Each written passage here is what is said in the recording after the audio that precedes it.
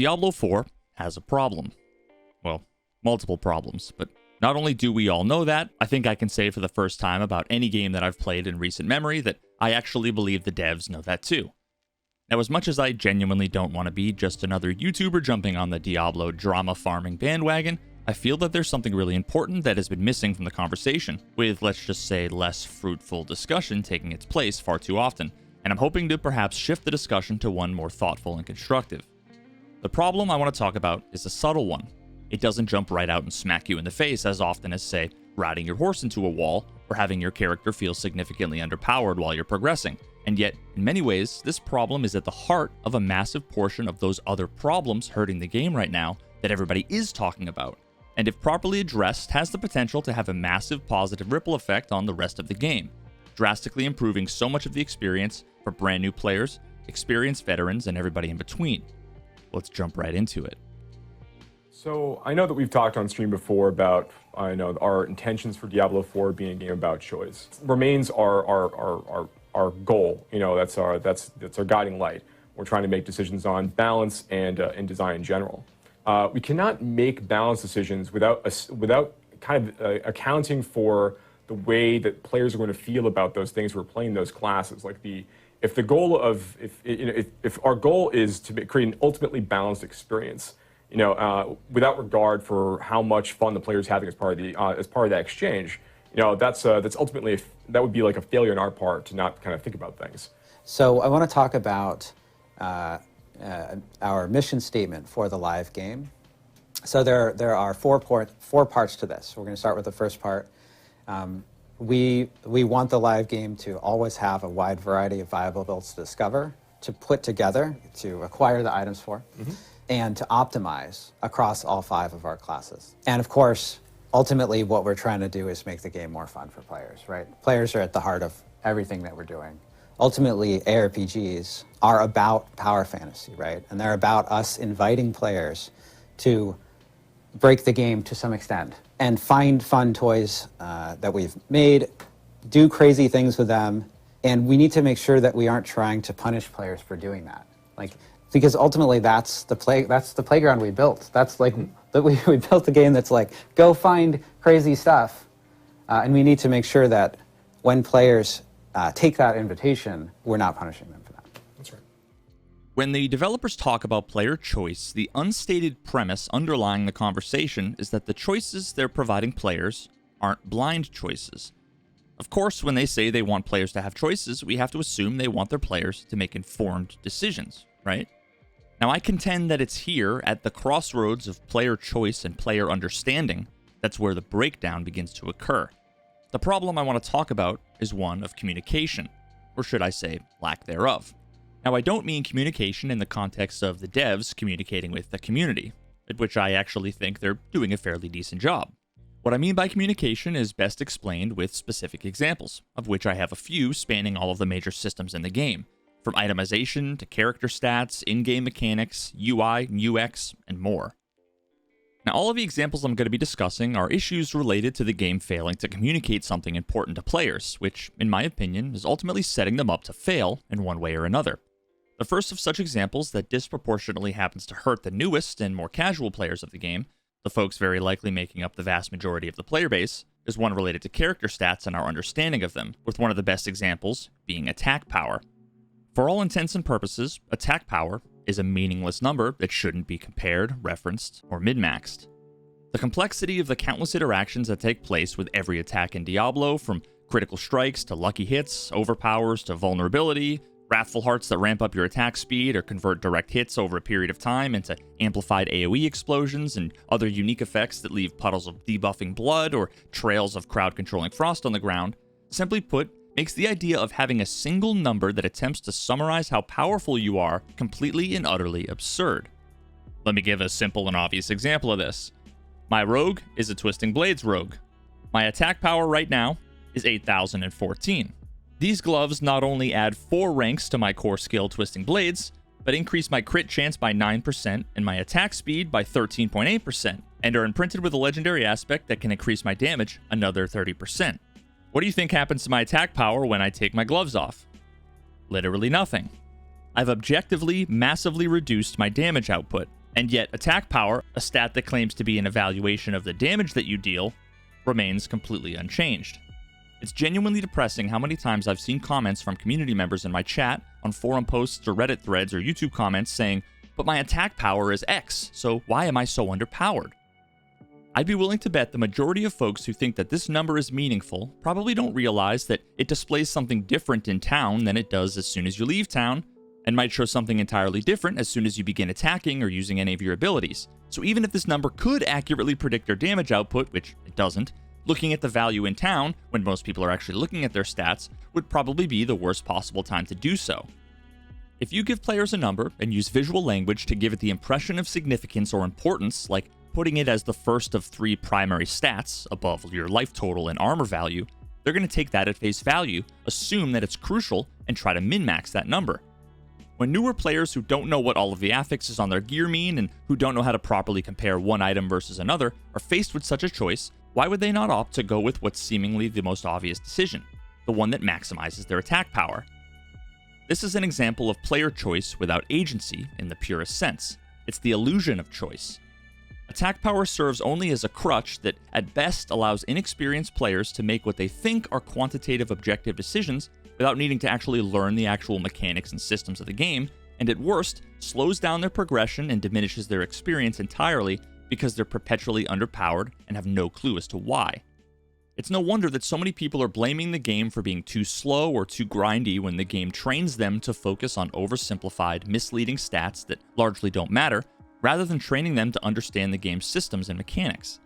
It's no wonder so many people are crying about their bad RNG because they didn't get lucky and find the 1 or 2 items with the exact stats they swear would make their build come online, because they don't know how to follow build guides when the people that make the guides all too often don't explain the why behind the builds, and so many of these builds are designed on the knife edge of being remotely viable or not, depending on 1 or 2 core synergies.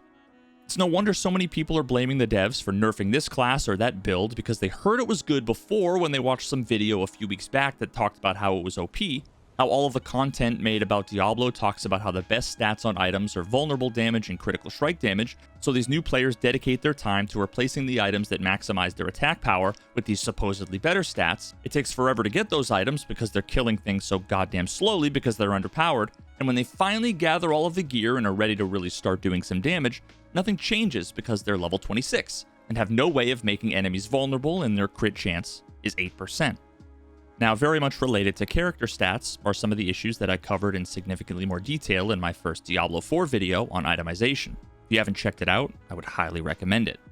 When it comes to item power and quality, i.e. sacred versus ancestral, the game has some players so convinced of one thing that when shown clear and incontrovertible evidence that one thing is not true, they double down like flat earthers being shown video from the ISS.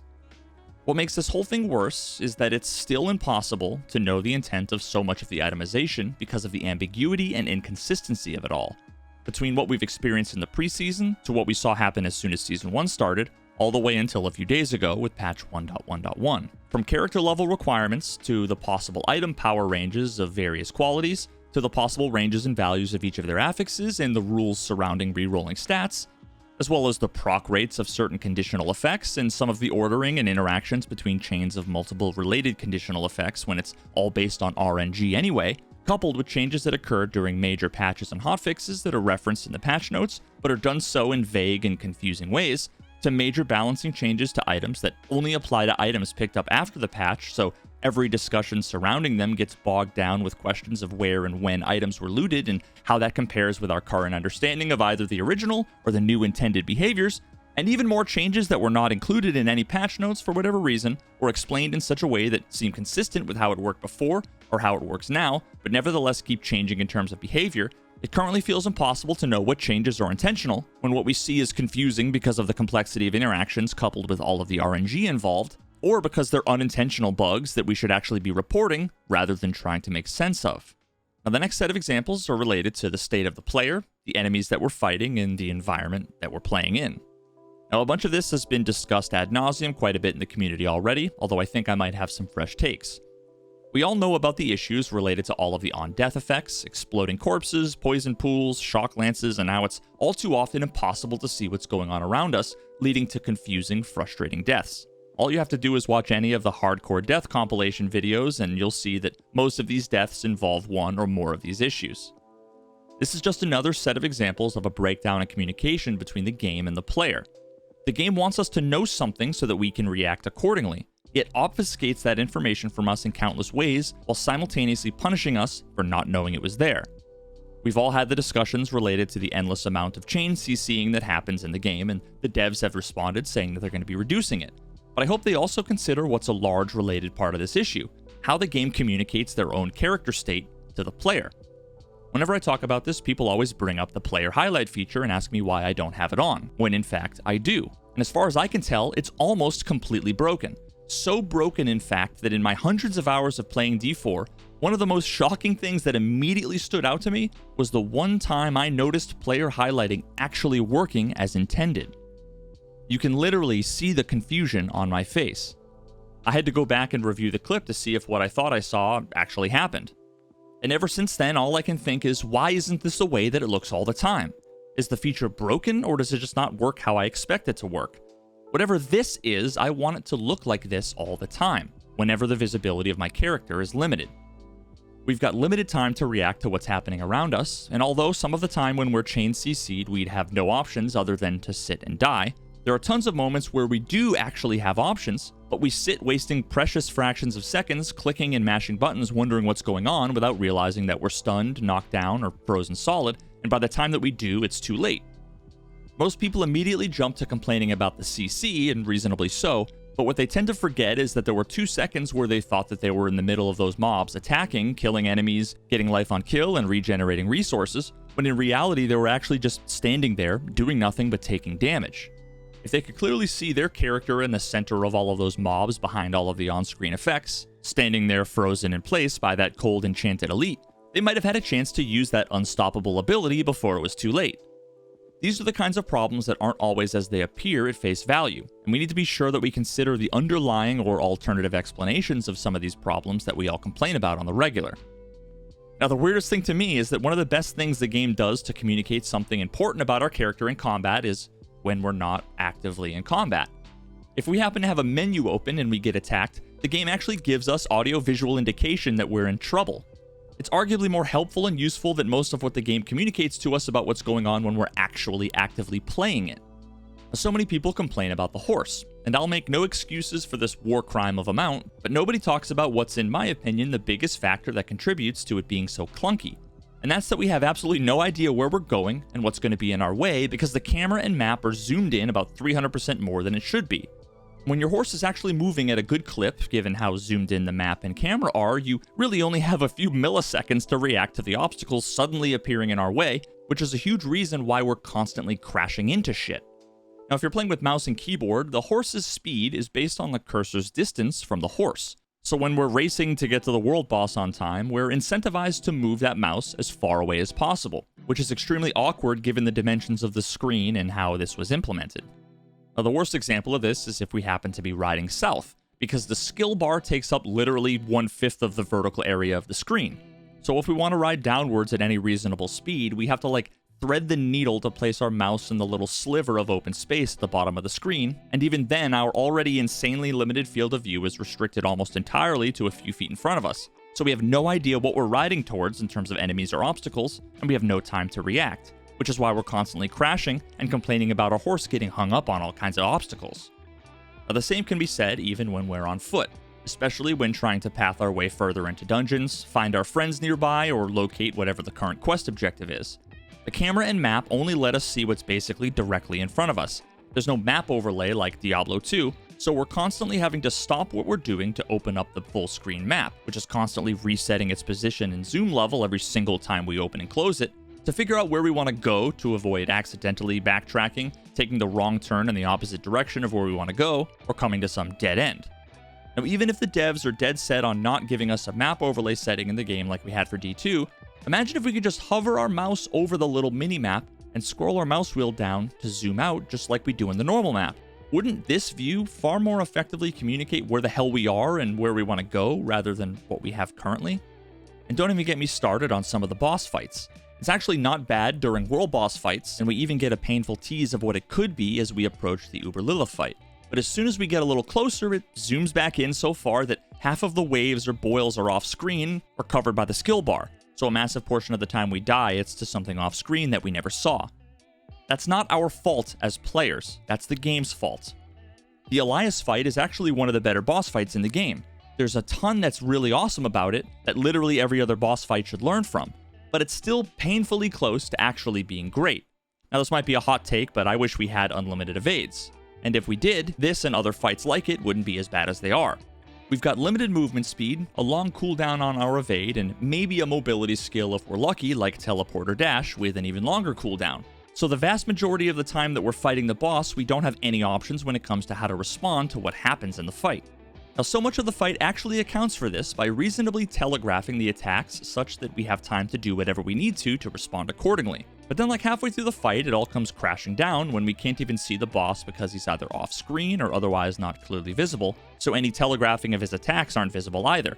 The missiles he's firing at you are obscured by the 50 mobs he just spawned that are all quickly swarming you, and every mobility option that you have is on cooldown, so you can't really effectively dodge anything.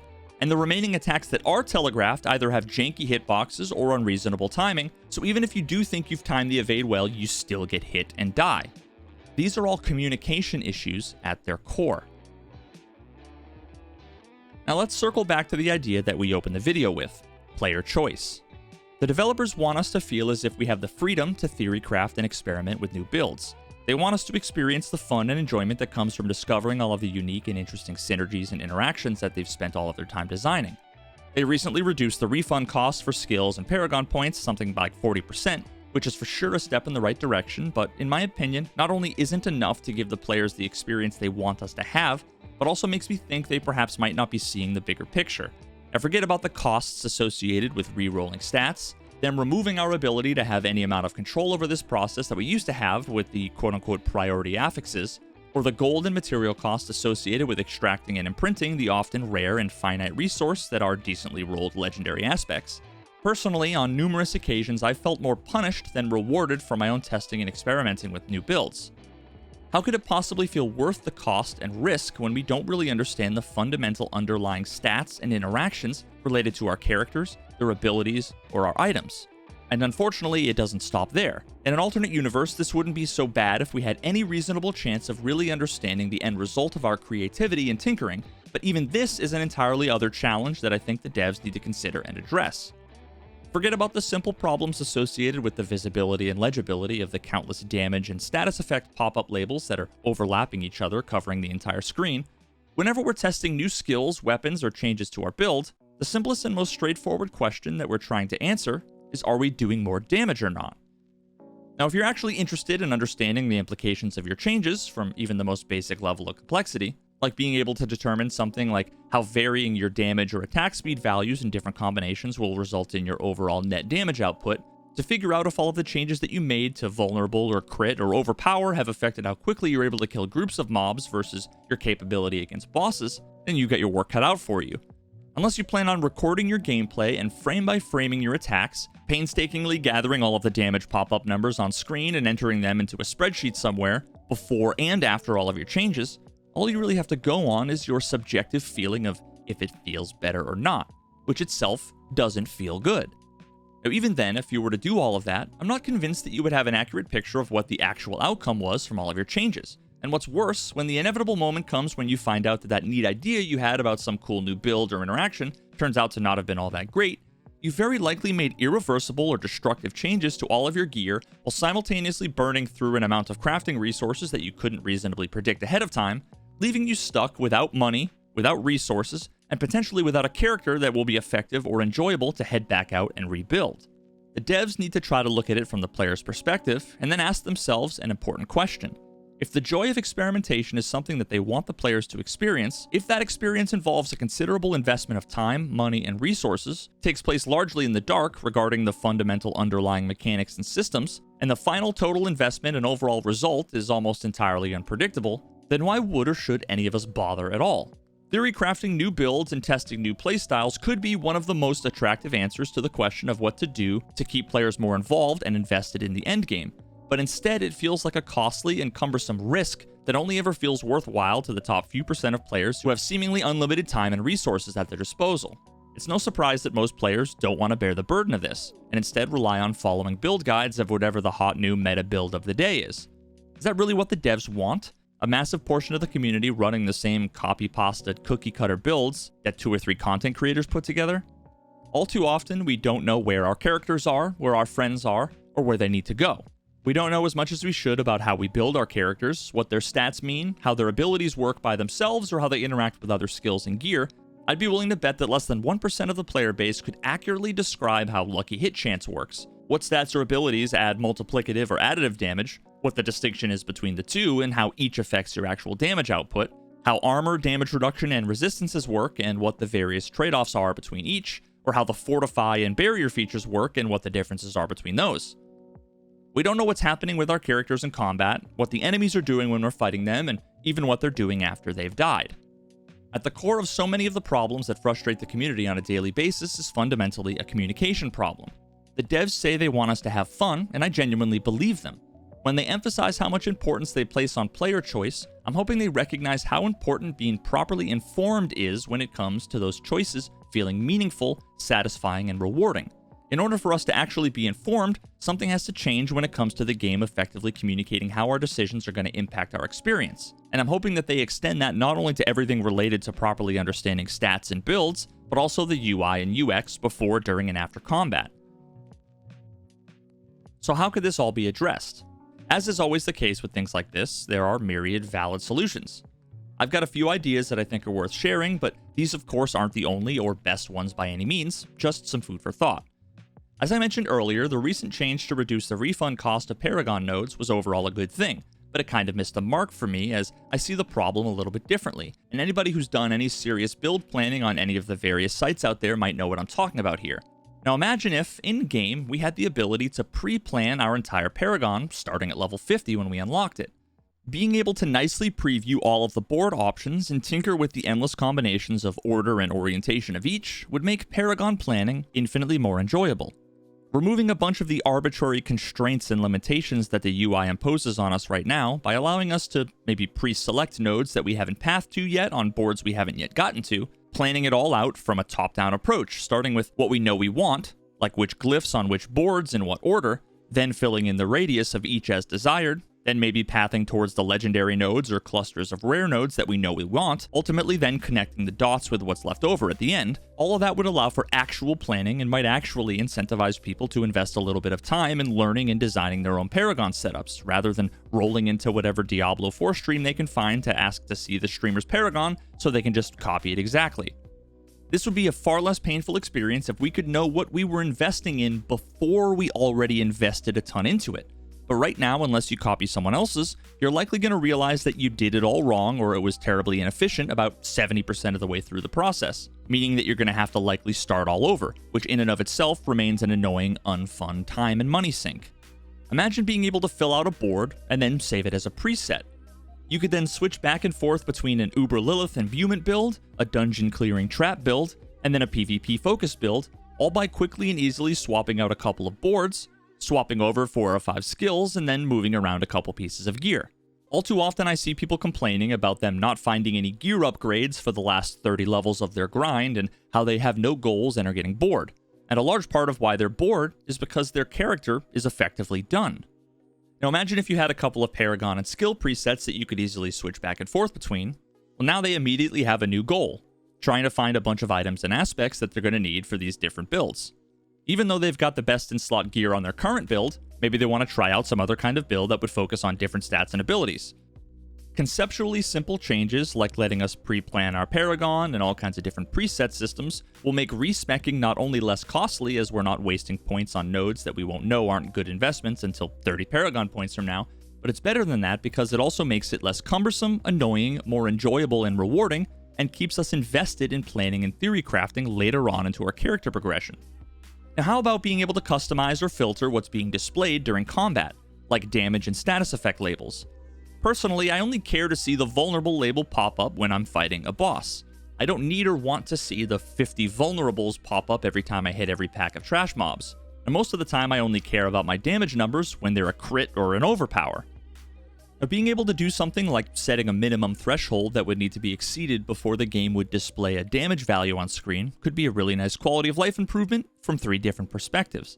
Not only would it improve the overall clarity of the UI, but it could also have performance implications, as much less visual processing would be needed when there's already a million mobs and effects on screen, and if, for example, damage numbers only popped up over, say, 1,000,000 damage, that could actually serve as a valuable tool when testing our damage output, as it turns 1,000,000 overlapping illegible labels constantly on screen into a small handful of easily readable indications of only the most significant damage events, improving our testing and theory crafting.